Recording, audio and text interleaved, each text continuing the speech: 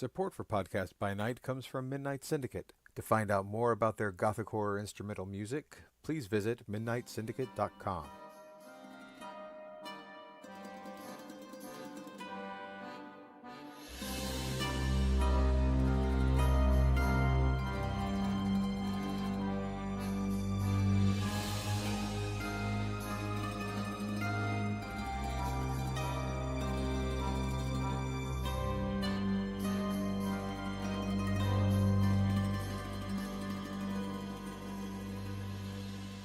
Welcome back to Podcast by Night.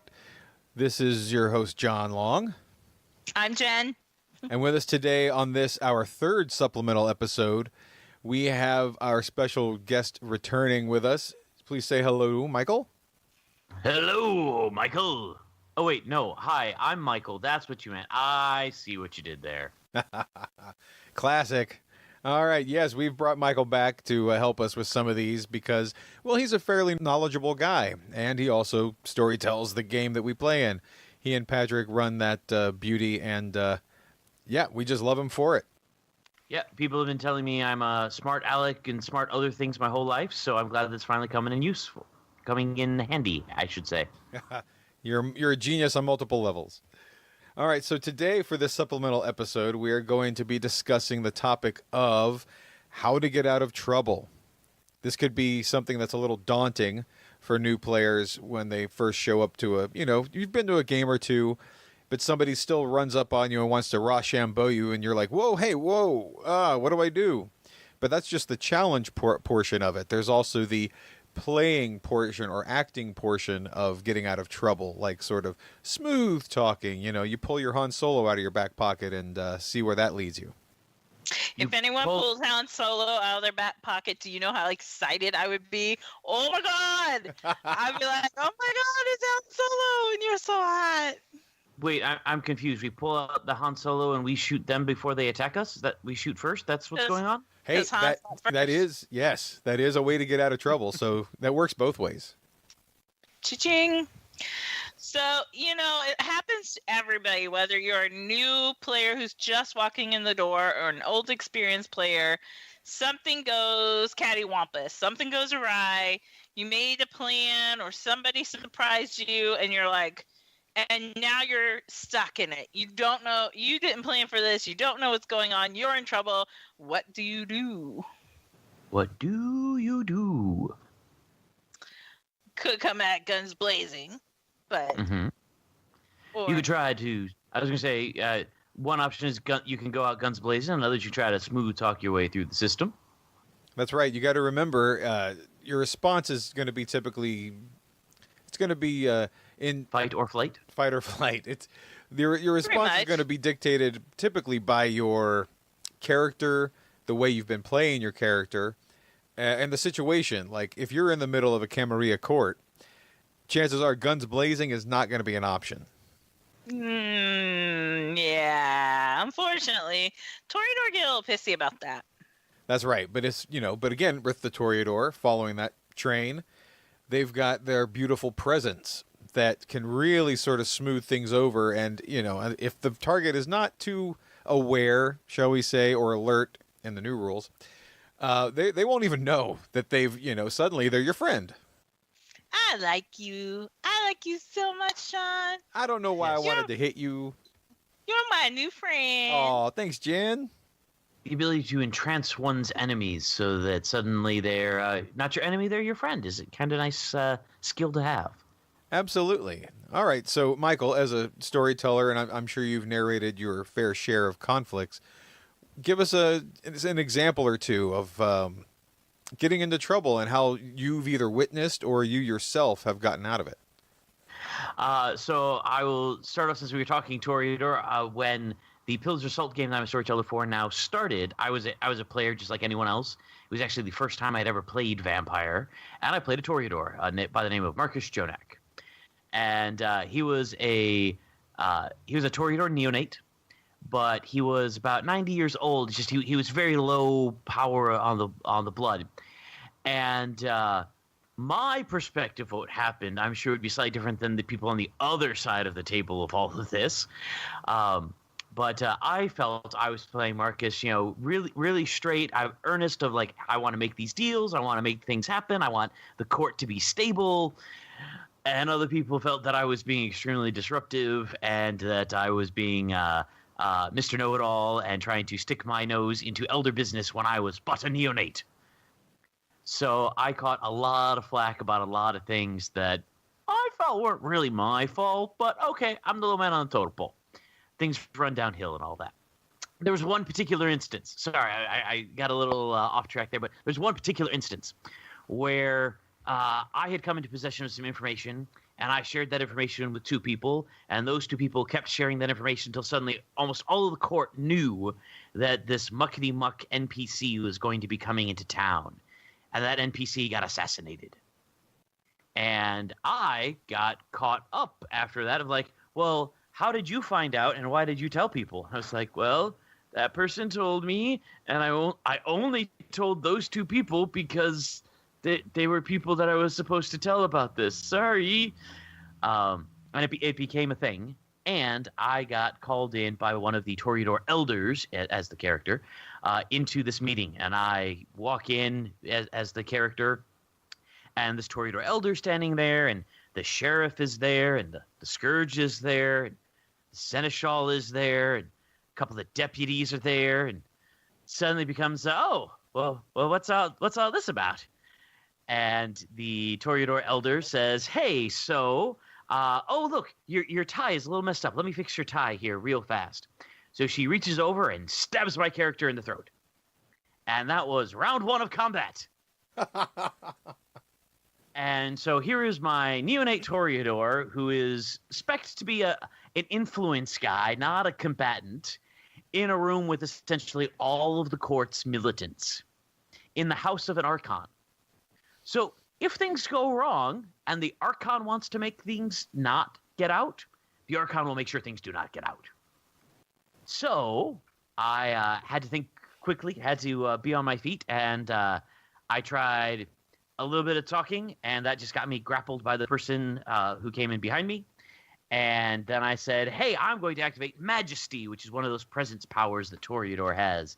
And it means that people, unless they are actively able to resist or spend willpower to try to break the effect, they can't even be rude to me, let alone attack me. I got one person who did not resist that. So here we have all of the court's militants still, this elder Toreador still wanting to kill me. It was bad. But I kept kind of talking and tried to sow enough disinformation as to, no, what you've heard is not the truth. And honestly, most of what I said was true. I just flavored things a little bit so that they were not quite so bad on me, just more bad on other people. And it actually had one of the storytellers at the time come to me and say, hey, would you like a little help in trying to get out of this? I was like, no. I've been playing this character for a year. If he goes out in a blaze of glory, I want to be there for that moment. So I talked, and there was enough seeds and enough people going, whoa, wait a second, this is not exactly the right way we're supposed to be able to do this. And because I was able to keep talking long enough people were able to talk themselves out of attacking me. So about that time, the guy playing the Archon comes storming into the room going, what are you all doing in my house? And I said, hey, Mr. Archon, they're attempting to break the traditions, and can I please leave now? And he said, yeah, get out of here. All of these people will now owe you favors because they've been bad. So they got spanked by the Archon. I walked out of there owing major boons on a lot of people, and I was actually able to transition that almost failure, that almost character death, all of that trouble that I'd been getting into for a year into an opportunity to actually get the Machiavellian prodigy merit, and my character essentially walked out of that room an elder when he'd walked in a neonate. And now all of those people couldn't do a thing to me for the rest of the game. And it was just a little bit extra talking and delaying the inevitable final punch that would have killed me. Holy cow. I remember that interaction because I seem to be one of the staff on the other end of that going, oh my God, what's going on here? That was crazy. That was some like doctoral level, fast talking to get out of that kind of situation. Holy crap. Well, and actually, I still had moves to play because a couple of people in the room actually owed me major boons. So I was about to say, hey, I'm calling in my major boon on you, sir. Go make sure this other guy can't attack me. And I was going to essentially use my boons to cut their attacking force in half to try to give me a chance to run out of the room. Fortunately, it didn't come to that, but that was like the next and last arrow I had in my quiver, and finally got to a point where enough people had kind of talked themselves out of attacking me. So that's a personal story of the, hey, my character got in trouble for, I say, not things that I did, things other people did. But I got in trouble. I was locked in a room with the militants of the court about to be killed on a non-Elysium ground, and was able to walk away with my with actually only having taken 0 points of damage in that whole fight, which was another trick that got played up in there too. Wow, that's actually pretty amazing. That's a great interaction. But you've been playing Marcus. I love Marcus for a whole year at that point. So you had quite a bit in the back stock of abilities, your disciplines, things that you, as you said, your quiver was fully loaded to help you deal with that problem. Right. I definitely had spent some XP on a few things, but I had started the character, and the focus of the character was always influence, the ability to go out into the mortal world and get things done in the mortal world. So my ability to punch a person or shoot a person or even run away super fast, I didn't have those. All I had was that ability to be social and try to fast talk my way out of problems. Other characters, like if it had been switched around a little bit and it was a bunch of Toreadors trying to gang up on the sheriff, no doubt the sheriff would have pulled out his claws and his guns, and that's how he would have defended himself, because it was what the character called for, the character idea, and the mechanics of the character would have supported. Okay, so Jin and Michael, if we have, say that this is your third game, you're really enjoying playing a LARP and Masquerade in the Masquerade in the World of Darkness, and you come across a scenario similar to that, not to that degree, because clearly you have to get a lot of enemies to be able to get to that point. But what would you say some tips to a newbie neonate to help them deal with conflict resolution? Well, I have a couple of thoughts, but Jen, you want to go? Yeah, I'd say the first thing you always have to remember, no matter what level you're at, is that always take a deep breath. Remember, this is a game. So, and this is a game of survival less than winning, if that makes sense. So if you have that going into any situation, it's not that you are going to destroy the other person. Just get out of it alive. So that means whatever you're going to do, it's whatever it takes to survive. I mean, I think that, like you said in your example, Michael, the thing that Marcus Jonak did was not start going in guns blazing. He said, okay, what do I need to do to survive this situation? Because I'm not going to be able to fight off these guys. I'm not going to win in that situation, but I have these strengths. I can talk, and I can, as long as I can just keep another moment ahead, eventually I will survive this. So I would say the first rule of thumb, just remember, it's about survival, not winning. I would also say that in your example, Michael, play with your strengths. If your strength is being more social than fighting, then work with that. If you realize you're not going to be able to go toe-to-toe fisticuffs with someone, remove yourself from that situation however you can do it.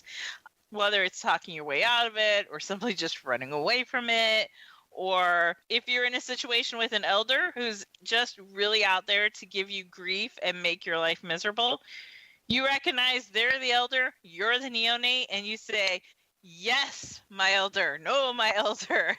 Whatever you say, my elder. What'd you talk about, elder? Yeah. You roll with the situation. So I think those are some really good rules of thumb to just keep in mind anytime you're in in a crazy situation where you're like, wow, okay, I'm outnumbered and the fix is in. How do I deal with this? Sometimes it's not about shooting first, it's just surviving. Great. Michael? So my suggestion, especially game 2, game 3, maybe you haven't gotten a lot of XP, you're like, oh, maybe I do want to be a fighter type, and if I get back in the corner, I am going to, pull out my claws, pull out my guns, whatever, and I'm gonna try to fight.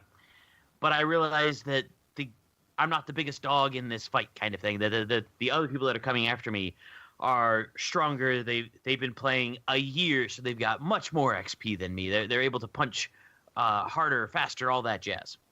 Then I say, play the character. Figure out what it is that is truly intrinsic to your character. What is your character's perspective, outlook, and try to play to that strength, that idea of, no, I just want to do X. You're blaming me for Y and Z, but I've only ever wanted to do X. And I'm sorry if Y and Z have caused you problems, but I've always been for X. And just play the strength of the character.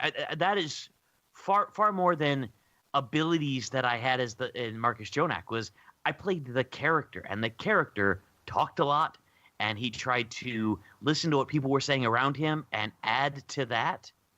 And that's all I did. I used one. I actually, in that fight, I used 2 abilities.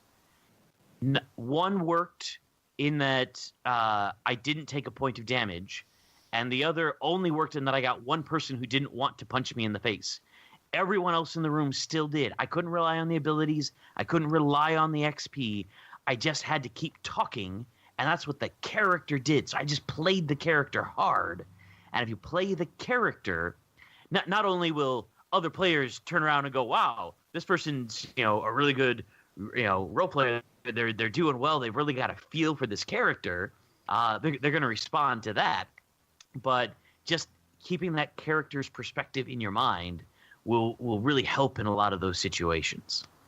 Right. Oh, those are both great pieces of advice. I do want to add into for all the people out there that aren't familiar with the rules, there is also the notion of fair escape. It is the mechanic in the game that allows you to attempt to get away scot-free. And I highly recommend using it if you have the opportunity, especially if you're a character who's not built to be a combat character. Fair escape is perfectly legitimate. I mean, as I said, survival is paramount. If your character doesn't have a good reason or personality trait that means they're going to stand and fight the fight, run away. Better to run away than to be killed because you weren't smart enough to run away. Be like the brave Sir Robin. That's right. Bravely run away. Bravely run away. Monty Python reference for anyone out there listening who doesn't quite know that one yet. Woo. If you don't know Monty Python, I'm just sad. All right. So I think that about wraps it up for this nugget of knowledge, this kernel of truth supplemental episode. So we've learned play your character, be true to the role play, talk your way if you can't shoot your way out, remember fair escape, and if you have questions, ask. Yes. Always ask. All right. Well, thank you everybody for tuning in this week. We'll be back with another full episode, or in the case of life happens, these supplemental episodes are meant to fill the gaps between those longer episodes and also to, as we said, give little bits of knowledge and gameplay that we can't really fit into a full episode, but we feel is relevant to everyone's knowing. Little tasty bits of knowledge. That's right. All right. Well, my name is John. I'm Jen. And I'm guest star Michael Steinbach. Yes, Michael Steinbach. All right. And we're going to guest star there. Yes. Yes, you get the pay bump for that. All right. And we will be bringing Michael back for a few more of these. And I'm looking forward to it. Excellent. All right. Well, we'll talk to you later. Bye. Bye. Bye, everybody. And if you want to get a hold of us outside of our normal podcast hours, you can find us at Podcast by Night on Facebook. You can also find us on Twitter at By Night Podcast, or you can email us with any questions, thoughts, opinions, anything you want to communicate to us. You can do that at podcastbynight@gmail.com.